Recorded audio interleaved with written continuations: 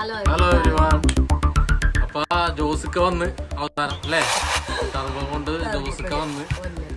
ജോസിന്റെ എൻട്രി ഇത്രയും സിമ്പിൾ ആയിപ്പോയി. എനിക്ക് എക്സ്പെക്ടേഷൻ ഉണ്ട്. മമ്മൂട്ടിനെ എൻട്രി മീനിങ് സൂപ്പർ ബിഗ് ആയി എൻട്രി, ലാസ്റ്റ് എൻട്രി ഉണ്ട്.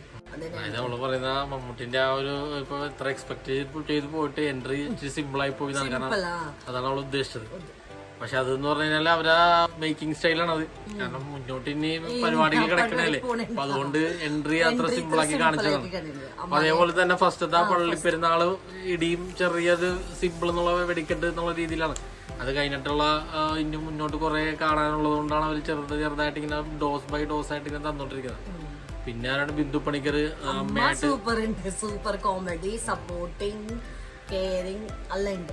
അമ്മനെ പണി സൂപ്പർ ഉണ്ട്, സൂപ്പർ ആയിട്ട് ബിന്ദു പണിക്കര് പൊളിച്ച് അമ്മയായിട്ട് ടിപ്പിക്കൽ ഇച്ചായത്തി ടൈപ്പ് ക്യാരക്ടർ. നല്ല ടൈമിങ് കോമഡി ഉണ്ട് പല പല സ്ഥലത്ത്. അതൊക്കെ സൂപ്പറാണ്. ഒരു സീരിയസ് ഒരു പർട്ടിക്കുലർ സീനില് സീരിയസ് ഇങ്ങനെ ഇതായിരിക്കുന്ന സമയത്ത് നമ്മൾ പ്രതീക്ഷിക്കാണ്ട് ഒരു കോമഡിയൊക്കെ പറയുന്നുണ്ട്. അപ്പൊ അതൊക്കെ അടിപൊളിയായിരുന്നു ബിന്ദു പണിക്കരത്. പിന്നെ ആരാണ്, പിന്നെ കഥ പറയാനാണെങ്കിൽ അതിപ്പോ നിങ്ങൾ കണ്ടിട്ട് തന്നെ നിങ്ങൾ തീരുമാനിച്ചാൽ മതി. കാരണം നമ്മ ഇതിനകത്ത് പറഞ്ഞതാണ്, ഇതിനകത്ത് ട്രെയിലർ റിയാക്ഷനിൽ നമ്മൾ പറഞ്ഞതാണ്. ആ ഒരു എന്താണോ വിചാരിച്ചത് അത് തന്നെ സംഭവം. പക്ഷെ അപ്പോഴും നമ്മൾ പറഞ്ഞിരുന്നു ആ ഒരു പ്രതീക്ഷ ഇപ്പോഴും ഉണ്ട്. കാരണം മിഥു മാനുവൽ എന്നുള്ളൊരു റൈറ്ററിന്റെ പ്രതീക്ഷ ഇപ്പോഴും ഉണ്ട്. പക്ഷെ പടത്തില് അത് കണ്ടില്ല. സ്റ്റോറിയിൽ കണ്ടിയാ അതെ. നമ്മൾ മമ്മൂട്ടിനെ നോക്കണേ പോയിണ്ട്, ഞാൻ മമ്മൂട്ടിനെ നോക്കണേ പോയിണ്ട്. മമ്മൂട്ടിനെ ഫാനുണ്ട്, ഞാൻ ഫാനുണ്ട്. മമ്മൂട്ടിനെ കണ്ട പോയിണ്ട്, പൈസ വസൂലുണ്ട് ഫുൾ. മമ്മൂട്ടിനെ കാണാൻ പോയിക്കോ, വേറെ ഒന്നും നോക്കാൻ നിൽക്കണ്ട, കഥയൊക്കെ ഒന്നും നോക്കാൻ നിൽക്കണ്ട. നമ്മ ട്രെയിലറിൽ കണ്ട് ട്രെയിലർ നിങ്ങൾക്ക് ഇഷ്ടമായ, അല്ലെങ്കിൽ ആ ട്രെയിലറിലെ കുറച്ച് സീക്വൻസ് എങ്കിലും ഇഷ്ടമായ അത് കാണാൻ വേണ്ടി എന്തായാലും പൈസ മുതലാണ്. അല്ലാണ്ട് മിഥു മാനുവലിന്റെ ഒരു മാജിക് പ്രതീക്ഷിച്ച് പോകാൻ നിൽക്കണ്ട. ഒരു പ്രതീക്ഷ ഉണ്ടായിരുന്നു പറഞ്ഞാൽ മിഥു മാനുവലിന്റെ പഴയ വർക്കൊക്കെ വെച്ച് നോക്കുമ്പോൾ ഒരു ത്രില്ലർ, നല്ലൊരു സസ്പെൻസ്, ഒരു രീതിയിൽ നല്ല എൻഗേജിങ് ആയിട്ടുള്ള റൈറ്റിംഗ് ആണ് മിഥു മാനുവലിന്റെ. അപ്പൊ ആ ഒരു കാറ്റഗറി ഒന്നുമല്ലത്. ഇത് ടോട്ടലി പക്ക കൊമേഴ്ഷ്യൽ അങ്ങനത്തെ ഒരു ചെറിയൊരു ത്രെഡ് അത് ഇങ്ങനെ ഡെവലപ്പ് ചെയ്ത് കൊണ്ടുപോയിട്ട് കഥ കൊണ്ടുപോയതാണ്. അല്ലാണ്ട് കഥയായിട്ടൊന്നുമില്ല. കഥയിൽ പോണു നമ്മൾ മമ്മൂട്ടി മമ്മൂട്ടിനെ ആക്ഷൻ, മമ്മൂട്ടിനെ കോമഡി, മമ്മൂട്ടിനെ എല്ലാം ഉണ്ട് ഇതിനകത്ത്. കോമഡി ചെറുതായിട്ട് ഇങ്ങനെ ഇടക്കിടക്കിനെ പൊട്ടിക്കുന്നുണ്ട്. അമ്മാനെ സത്തുണ്ട് കോമഡി. മമ്മൂട്ടിന്റെ ചെറിയൊരു സീരിയസ്നെസിന്റെ ഇടയിൽ ഒരു കോമഡി ഉണ്ട്. കൂടുതലുള്ള ഒരു സപ്പോർട്ടിങ് എന്ന് പറഞ്ഞു കഴിഞ്ഞാല് വലിയ കാര്യമായിട്ടൊന്നും ഇല്ല അവർക്കൊന്നും. മമ്മൂട്ടി, ബിന്ദു പണിക്കര്, പിന്നെ ഉള്ള മച്ചാൻ നമ്മുടെ ടോബിക്ക് എത്ര എക്സ്പെക്ട് ആയില്ല. അതേ സിമ്പിൾ ആയിക്കേ പോണുണ്ട്. നമ്മൾ ടോബിലിസ് ആക്ടിങ് ഇങ്ങനെ ഞാൻ എക്സ്പെക്ട് അതേ സെയിം എക്സ്പെക്ട് ആയില്ല ടോബിക്ക്. രാജ് ഷെട്ടിന്റെ ആ ഒരു പെർഫോമൻസിന്റെ അത്രക്ക് പെർഫോം ചെയ്യാനും ഉണ്ടായില്ല പുള്ളിക്ക്. പക്ഷെ കൊടുത്തത് എന്തായാലും നല്ല ഭംഗിയായിട്ട് ചെയ്തിട്ടുണ്ട്. കൊടുത്തത് എന്തായാലും നന്നായിട്ട് ചെയ്തിട്ടുണ്ട്. പക്ഷെ പുള്ളിയുടെ ആ ഒരു ഫുൾ സ്കില്ല് പുറത്തെടുക്കാനുള്ള പരിപാടിയൊന്നുമില്ല. മമ്മൂട്ടി ഫ്രണ്ട്ലി, മമ്മൂട്ടിന്റെ സ്കില്ലായി, സ്കിൽ വേണ്ട. അതുകൊണ്ടായിരിക്കാം.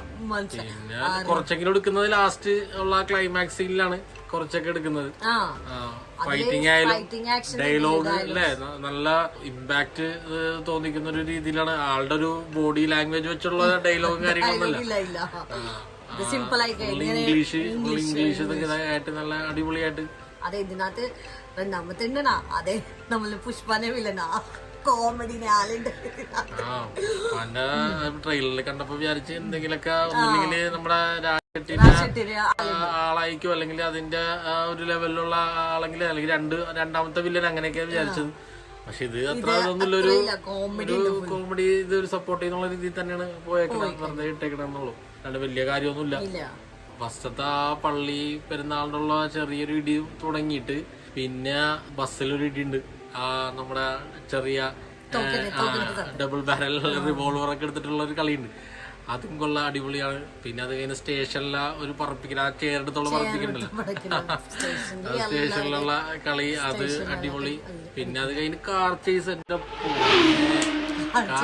Totally out of the box ആണ്.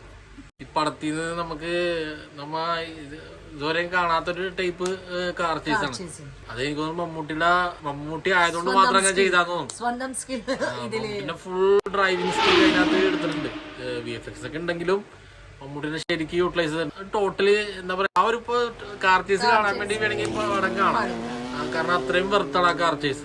നല്ല പണി, നല്ല സൂപ്പറായിട്ട് നല്ല രീതിയിൽ വർക്ക് ചെയ്തിട്ടുണ്ട്. ഇത്രയും ഇതായിട്ട് തോന്നുന്ന ഇമ്പാക്ട് തോന്നുന്ന കാര്യം എന്താ പറയുക, ക്യാമറന്റെ ആ ഒരു വർക്കാണ്. ട്രെയിലറിൽ നമ്മൾ പറഞ്ഞില്ലേ മറ്റേ ആ ബോൾട്ട് ക്യാമറ, ഇങ്ങനെ റോബോട്ടിക് ക്യാമറ ഇങ്ങനെ പോണം. ആ ക്യാമറന്റെ ഒക്കെ ഒരു വർക്കിലാണ് കാണാൻ കുറച്ചും കൂടി നമുക്ക് ഒരു രസം തോന്നുന്നത്. പിന്നെ അതിന്റെ ഒപ്പം തന്നെയുള്ള ബാക്ക്ഗ്രൗണ്ട് സ്കോറും, ക്രിസ്റ്റോ സേഗറിന്റെ ബാക്ക്ഗ്രൗണ്ട് സ്കോറും പൊളിച്ച് പർട്ടിക്കുലർ സീൻ ഡിസൈൻ ചെയ്തേക്കുന്നതൊക്കെ അടിപൊളിയായിട്ടുണ്ട്. അത് സൂപ്പറായിട്ട് ഇഷ്ടപ്പെട്ടു. ഏത് ഫൈറ്റിനേക്കാളും ഇഷ്ടപ്പെട്ടത് എനിക്ക് കാർ സീനാണ്. ആ കാർ സീൻ കഴിഞ്ഞാൽ പിന്നെ സ്റ്റേഷനിലെ ഫൈറ്റും കൊള്ളാം. പിന്നെ ലാസ്റ്റത്തെ ക്ലൈമാക്സിന്റെ ഫൈറ്റും കൊള്ളാം. നമുക്ക് ചോദിക്കുന്നുണ്ട് ലാസ്റ്റ് തീരുന്നില്ലേ, കാരണം ആളുകൾ ഇങ്ങനെ വന്നോണ്ടേ ഇരിക്കണേ ഇടിക്കാൻ വേണ്ടി. മമ്മൂട്ടി ഇത് തീരുന്നില്ല, ഇതൊക്കെ എവിടെന്നാ വന്നത് എന്നുള്ള ചോദിക്കുന്നുണ്ട്. കാരണം ഇടിച്ചിടിച്ചിടിച്ച് മമ്മൂട്ടിയ മതിയായി. എന്നിട്ട് പിന്നെ വാള ഇതൊക്കെ ആയിട്ട് മറ്റേ ജപ്പാനീസ് സ്റ്റൈലിലുള്ള എന്താണ് കണ്ടാന ആ ടൈപ്പ് ഫൈറ്റ്, ആ ഒരു വാളൊക്കെ വെച്ചുള്ള ഫൈറ്റ് ഉണ്ടല്ലോ. ഞാനും മൂവി കണ്ടിട്ടുണ്ട്. മമ്മൂട്ടി എന്താണ് ഈറ്റിങ്ങുണ്ട്, ഇതിന് എത്ര സംശയം. മമ്മൂട്ടി പടത്തിൽ മൊത്തം ഇടയിലെ ചോദിച്ചോണ്ടിരിക്കുന്നതാണ് എന്താണ് മമ്മൂട്ടി തിന്നോണ്ടിരിക്കുന്നത്. കാരണം ഇത്ര എനർജി നമ്മൾക്കില്ല, കാണുന്ന നമുക്ക് എത്ര എനർജി ഇല്ല. ചെയ്യുന്ന മമ്മൂട്ടിന്റെ എനർജി സമ്മതിച്ചു കൊടുക്കണം. പക്ഷെ മമ്മൂട്ടിന്റെ പെർഫോമൻസ്, പിന്നെ ഈ പറഞ്ഞ കുറച്ച് സീൻസ്, ഇടയിലുള്ള കുറച്ച് ഫൈറ്റ് സീൻസ്, പിന്നെ ഈ കാർ ചേസ് സീക്വൻസ്, ഇതൊക്കെ കാണാൻ വേണ്ടി പടം വെറുത്താണ്. എന്തായാലും വേറെ കഥയും കാര്യങ്ങളൊന്നുമില്ല. കഥ ഒരു ഉണ്ടാക്കി കഥ. പിന്നെ അവസാനം